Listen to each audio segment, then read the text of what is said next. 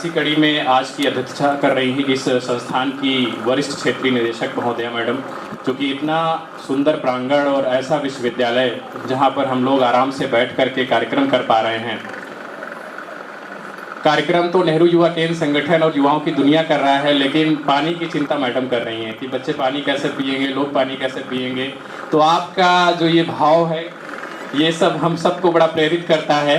तो क्योंकि आज के कार्यक्रम की अध्यक्षता मैडम कर रही थी, तो मैं मैडम को आमंत्रित करता हूं कि मैम आएँ और अपने उद्बोधन के माध्यम से हम सबको लाभान्वित करें।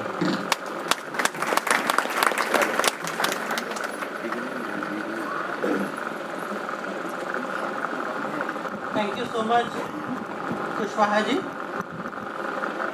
आपने बहुत ही अच्छे तरीके से इस कार्यक्रम का संचालन किया और बहुत बहुत आप बधाई के पात्र हैं।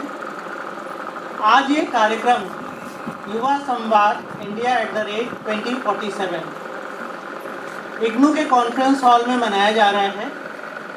इसके लिए हम आप लोगों के बहुत आभारी हैं कि आपने इस इग्नू को चुना इस कार्यक्रम के आयोजन करने के लिए। थोड़ी गर्मी ज़रूर है, उसके लिए हम क्षमा मांगते हैं आप सभी से, क्योंकि एसी हमारे ख़राब हो गए हैं तो बहुत गर्मी लग रही है सबको। लेकिन फिर भी ये कार्यक्रम इतना अच्छा चल रहा है, सुचारू रूप से चल रहा है कि किसी को मेरे ख्याल से गर्मी का आभास नहीं हो रहा है। और हम अपने विकास जी का बहुत बहुत आभारी हैं कि विकास जी आपने इस प्रांगण को चुना।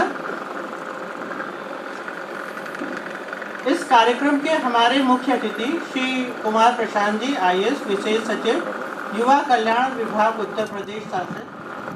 सर, आपका इग्नू परिवार की तरफ से और हम सब की तरफ से इस कार्यक्रम में बहुत बहुत स्वागत, वंदन और अभिनंदन है।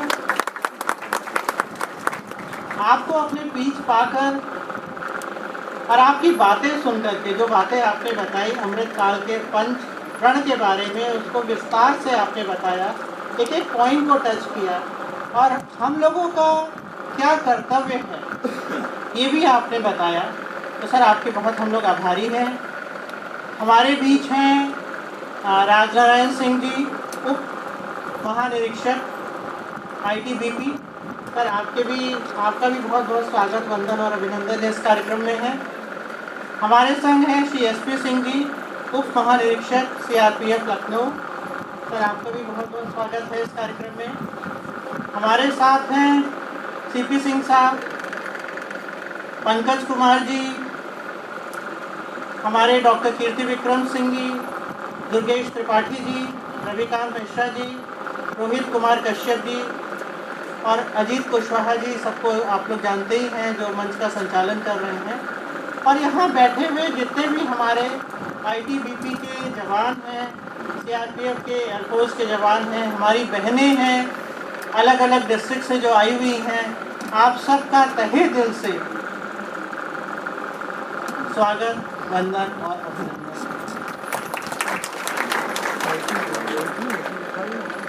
अभी हम लोगों ने बातें सुनी कि सबसे पहले हम लोगों को स्वस्थ रहना पड़ेगा, और स्वस्थ फिजिकली, मेंटली और इमोशनली, इन तीनों तरीके से हम अगर स्वस्थ रहेंगे, अपने आप को स्वस्थ रखने का प्रयास करेंगे, तभी देश को आगे बढ़ाने में हम अपना जो भी छोटा सा, जैसे एक चिड़िया, एक कहानी हमने बचपन में सुनी हुई थी, कहीं आग लगी थी और वो चिड़िया जो है एक एक बूंद पानी ले आके डाल रही थी। किसी ने उस चिड़िया से पूछा, भाई क्या कर रही हो? तो उसने कहा, जब इतिहास लिखा जाएगा तो मेरा भी नाम होगा कि मैंने इसमें पानी डाल के आग दिखाया।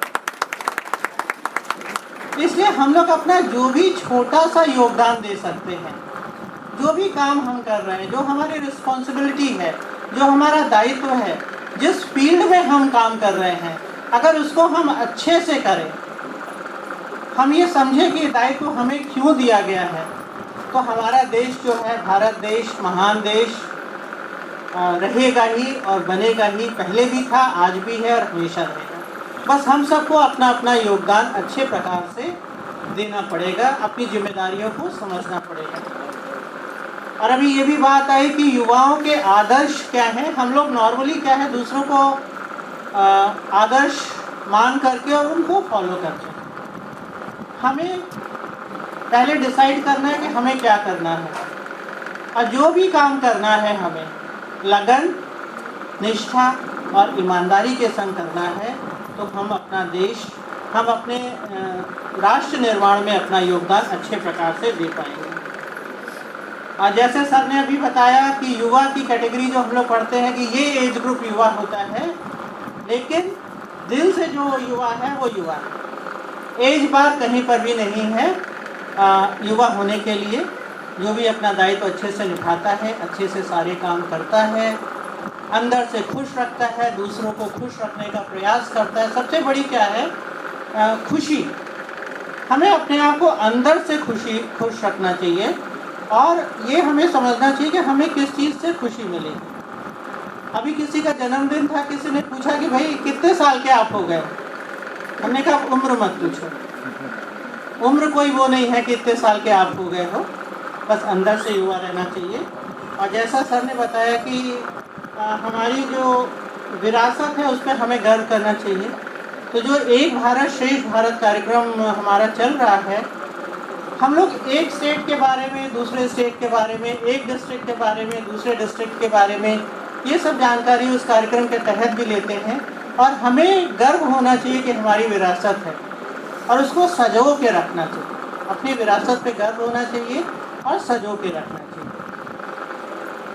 अपने देश पे हमें गर्व करना चाहिए। अभी हम लोगों ने अपना 76 इंडिपेंडेंस डे सेलिब्रेट किया है, और जिस तरीके से युवा एक नागरिक जोश के संग इंडिपेंडेंस डे सेलिब्रेट कर रहा था, देखने के काबिल था। आज तक हमने इसको नहीं देखा। चारों तरफ देशभक्ति के गीत चल रहे थे, जय हिंद, जय भारत, वंदे मातरम, झंडा रैली, हर घर तिरंगा, ये सारे कार्यक्रम हो रहे थे। बहुत ही अच्छा लगा कि अब लोग कम से कम अपने राष्ट्रीय पर्व के तरफ जागृत हो रहे हैं। पहले भी थे, लेकिन अब ज़्यादा लोग जागृत हो रहे हैं। पहले राष्ट्रीय पर्व मतलब हम लोग सोचते थे अरे छोड़ो, अगर ऑफिस स्कूल ना जाना हो तो ज़्यादा अच्छा, एक दिन की छुट्टी हो जाएगी। लेकिन अब बच्चे भी सुबह सुबह तैयार होकर के कॉलेज स्कूल जा रहे हैं और अपना राष्ट्रीय पर्व मना रहे हैं। जो हमारा ये सम्मानित मंच है, इसमें सबने एक एक बात बताई। जो जो बातें बताई हैं उनको हमें फॉलो करना है, और उसको जो भी बातें आज यहाँ से सुने उसको जो जहन में हमारे याद रहे उसको फॉलो करना है, और देश की प्रगति में अपना छोटा सा योगदान देना है। जैसा सर ने अभी बताया कि हम लोग रोजगार देने वाले बने, ना कि रोजगार मांगने वाले। तो इसके लिए क्या किया गया? सरकार ने स्किल डेवलपमेंट की बात कही है, एंटरप्रेन्योरशिप की बात कही है, और स्टार्टअप्स की बात कही है। हम अपना छोटा सा रोजगार शुरू कर लें। इग्नू में बहुत सारे, इग्नू की थोड़ी सी बात हम कर लें क्योंकि इग्नू से हैं, बहुत सारे छोटे छोटे कार्यक्रम 6-6 महीने के हमारे चल रहे हैं, जिनको करके हम अपना छोटा सा रोजगार खोल सकते हैं। जैसे सर्टिफिकेट इन बी कीपिंग कार्यक्रम हमारा है, सर्टिफिकेट इन पोल्ट्री फार्मिंग है। तो जब इस तरह के रोजगार करने के लिए हम कहीं बैंक से लोन के लिए अप्लाई करते हैं, तो वो पूछते हैं कि आपके पास प्रमाण पत्र क्या है। तो वो प्रमाण पत्र जो 6 महीने का इग्नू से करके आपको मिलेगा, वो लोन वितरित करने में अधिकारियों को मदद करेगा। और बहुत सारे हमारे ऐसे बच्चे हैं जिन्होंने सर्टिफिकेट इन बी कीपिंग करने के पश्चात अपना अपना रोजगार खोला है, और आज हर जगह वो जाते हैं, देश विदेश में जाते हैं। हमारे राजभवन में जो भी प्रदर्शनी लगती है उसमें वो जाते हैं। तो बहुत काम अच्छा कर रहे हैं बच्चे, छोटे छोटे सर्टिफिकेट्स करने के पश्चात।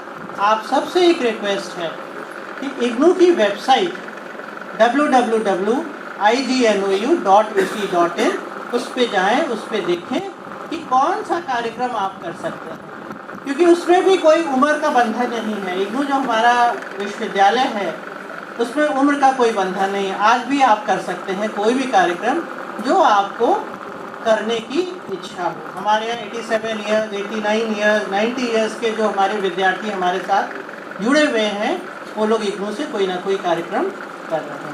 हम लोग बंदी भाइयों को भी पढ़ा रहे हैं, जिससे जब वो वहाँ से बाहर आए तो कोई अपना रोजगार शुरू कर सके।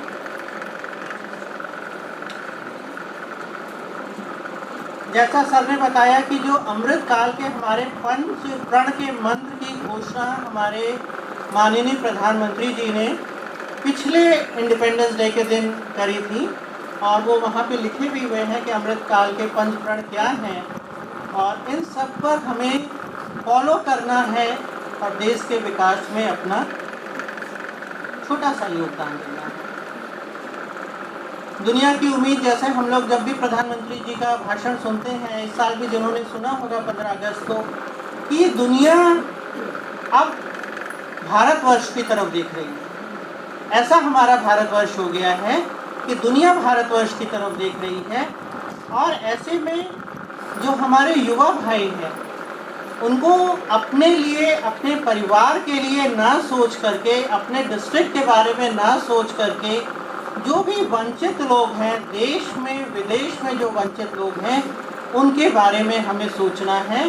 तभी जो एक बात आती है, एकता एकजुटता की बात और नागरिक कर्तव्य की बात। हमारा क्या कर्तव्य है?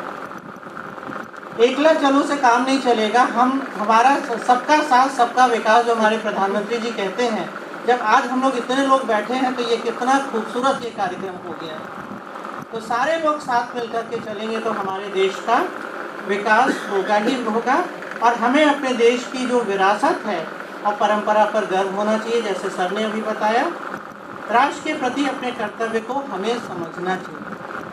अगर हम लोग अपनी आज़ादी की कहानी को पढ़ें, जो लिखी हुई बचपन में भी हम लोगों ने सुनी थी, कहीं आप म्यूज़ियम में जाइए, वहाँ जा कर के देखिए कि जब आज़ादी मिली है हम लोगों को, तो लोगों ने कितना उसके लिए प्रयत्न किया है, प्रयास किया है, लोगों की जान गई है, तब जा कर के हम आज़ाद भारत में हम लोग सांस ले रहे हैं।